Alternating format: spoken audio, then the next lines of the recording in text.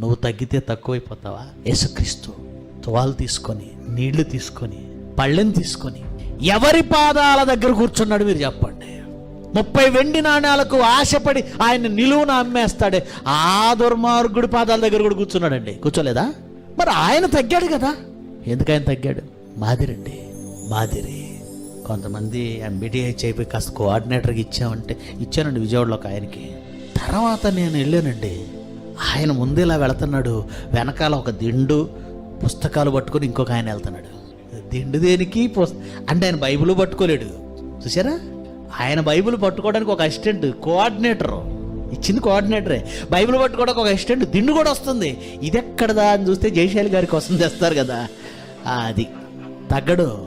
అప్పటి వరకు చక్కగా కుర్చీలు వేస్తాడు, అప్పటి వరకు చక్కగా గుంటలు తీసి గాతాలలో ఏమంటారు ఆ కర్రలు పాతాడు, పని చేస్తాడు, లైట్లు కడతాడు. పొరపాటున అతను